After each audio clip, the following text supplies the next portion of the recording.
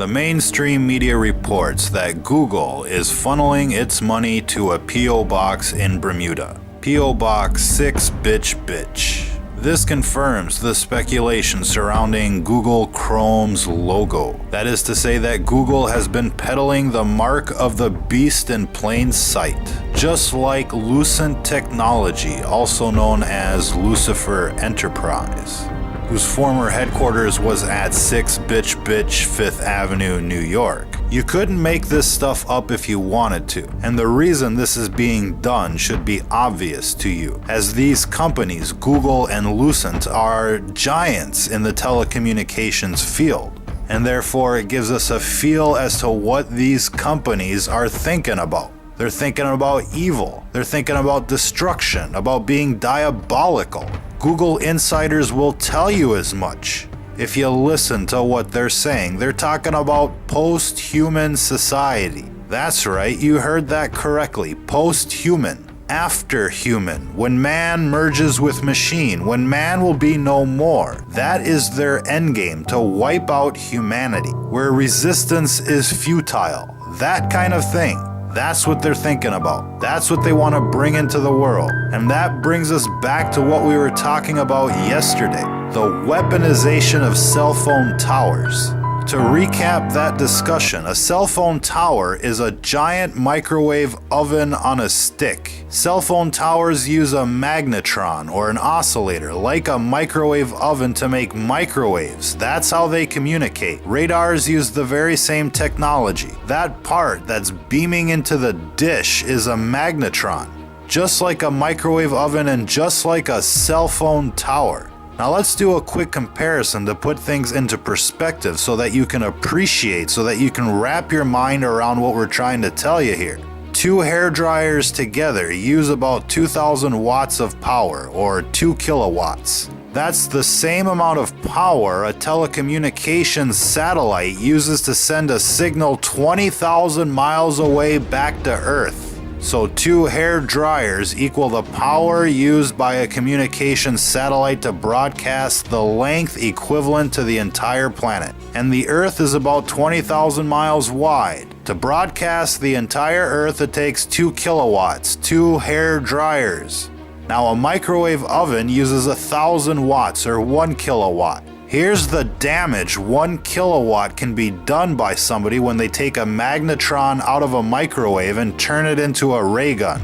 This is just a small example of a low-tech weapon running on 1,000 watts. Then you have these things here, these huge towers of death.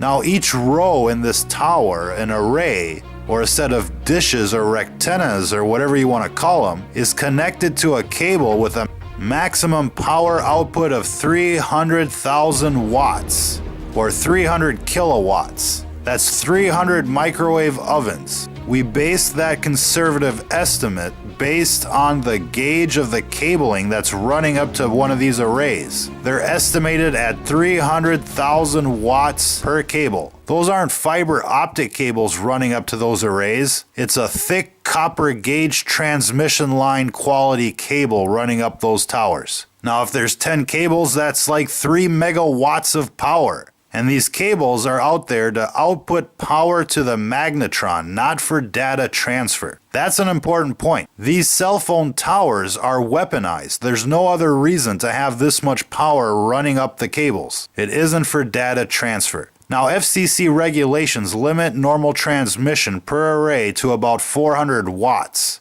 To put that into perspective, 1 watt from your phone can go 25 miles to the nearest tower. A 1,000 watt magnetron on a stick can blow shit up. And these towers have a 300 kilowatt power line running up to each rectenna. And who knows, there could be an amplifier at the top of these towers that steps up the power even more. The point is here, ladies and gentlemen, is that these companies like Lucent and Google could turn up the juice at any time and nuke a town. They could nuke the entire country without any warning, without anybody being able to protect themselves. They could cook them like a boiling frog in the middle of the night. This infrastructure is not only in place, it's built up with multiple levels of redundancy. Every big city has thousands of these death towers. And all that needs to happen is for an AI from Google or whoever to come in and nuke everybody at once and take over.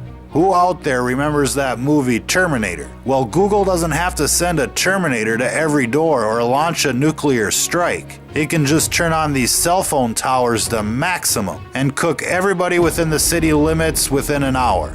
And then just send in the Terminators to mop up the countryside. And if it isn't Google that does it, it can be somebody else, like the real people that brought us 9/11. Or better yet, say we elect somebody that's batshit crazy evil. They could fake a reason to turn on the last line of defense, the anti-foreign invasion, anti-zombie apocalypse defense network. Oh, these contingencies are out there, ladies and gentlemen. Like a nuke in every city, a nuke from each side, so that makes it at least 2 nukes per city in the world right now. That's how serious things are. That's how the clandestine world works. Add in these cell phone towers of death and the question becomes why?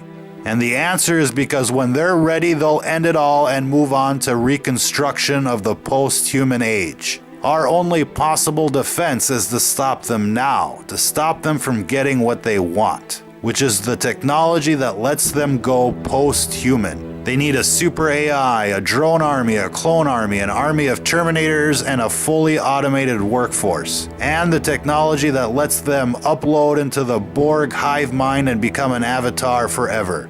A virtual reality matrix where they can live their lives happily ever after. That's what they need, and as soon as they get it, they'll proceed with the extermination of those that will not comply. We've already seen the FEMA coffins everywhere, and so we know those who will not comply will be terminated. And the end game is clear. They want to go post-human. This scenario isn't 200 years away. It's right around the decade. What's important to remember here is that technology is punishment in disguise. It all has a side effect, and it's obvious that these companies that are running this technology, they are not our friends. Worse yet, they run our government. They control our food supply, our water supply, our air supply, but have no doubt their end game is the death of humanity. And so when you look at these cell phone towers of death, remember what you're looking at. There is no hiding from these towers, even though they try to hide these towers from your eye's view. Because they do not want you to see how outnumbered and how outplayed and how ready for the slaughter you actually are.